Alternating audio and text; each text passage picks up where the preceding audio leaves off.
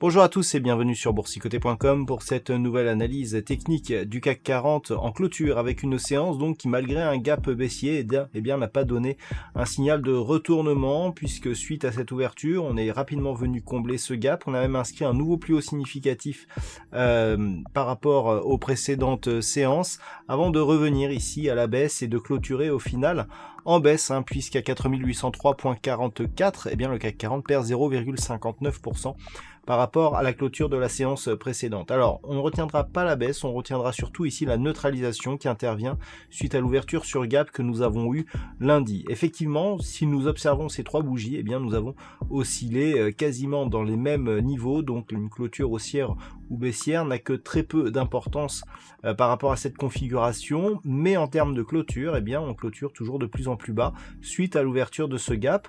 On pourra noter d'ailleurs une toute petite tentative ici de comblement de ce gap qui n'a rien donné puisque les cours sont rapidement remontés. Du point de vue des indicateurs techniques, nous avons un retournement ici au niveau des histogrammes du MACD, donc qui confirmait avec une poursuite de mouvement haussier malgré la baisse donc en clôture, un RSI qui continue à évoluer d'une manière totalement neutre et des volumes supérieurs à la moyenne. Alors par rapport au volume, je vais y revenir parce que lorsque nous avons des volumes supérieurs à la moyenne avec des bougies qui sont en absence de conviction, il y a lieu de penser que l'indécision ici qui se fait sur la partie supérieure est celle qui nous donne le plus d'informations. À savoir que si on considère que l'on est monté et que l'on est redescendu, ça veut dire qu'ici il y a eu énormément d'arbitrage au sein du CAC 40 et que par rapport ici à cette phase d'hésitation, si elle est portée sur la partie supérieure de la bougie, on pourrait connaître ici un changement de tendance vers le bas, c'est-à-dire dans le sens ici d'une reprise de la dynamique, sachant que en général ce genre de bougie avec de forts volumes annonce un changement de tendance. Si on considère que l'on est toujours ici dans le suivi de ce petit mouvement haussier qui a été initié ici par ce gap de rupture qui n'a toujours pas été comblé, donc demain il faudra faire attention justement à une éventuelle poursuite ici d'un mouvement baissier qui serait de nature à combler le gap que nous avons eu et qui a été ouvert lundi. Donc pour demain, les points à surveiller. Alors tout d'abord cette zone ici qui se situe sur et qui fait support par rapport aux trois bougies. Donc on a ici un niveau proche des 4785 points, c'est un niveau assez intéressant, 4790, il a été support ici sur la séance du 21, il a été franchi initialement sur gap qui a été comblé, ensuite on est revenu ici chercher la zone des 4700 points, on rebondit, on revient trouver cette zone ici en support et encore en support. Donc cette zone elle nous donne des indications puisque si on la casse, on commence à combler le gap. Donc si on comble le gap, le signal haussier qui était apparu ici justement suite à l'ouverture de ce gap aura tendance à s'affaiblir.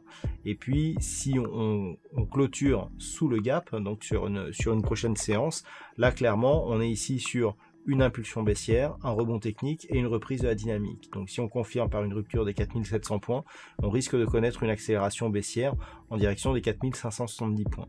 Par contre, si ce support ici est préservé, on a ici une dynamique baissière, gap de rupture, phase de stabilisation, possible reprise du mouvement en direction ici des 4935 points.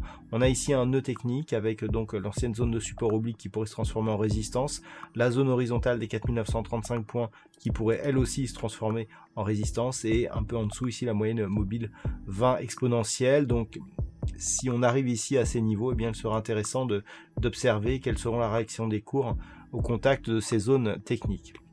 Voilà donc ce que l'on peut dire sur cette configuration pour ce soir. D'un point de vue statistique, on a une configuration qui ne nous permet pas d'avoir un nombre d'occurrences assez élevé pour nous donner des statistiques exploitables pour demain, donc il faudra s'en tenir aux configurations graphiques. Voilà donc pour ce point CAC 40 en clôture. Passez une bonne soirée. Je vous rappelle que mon livre est en vente depuis aujourd'hui sur le site JDH Édition, donc c'est le site de mon éditeur.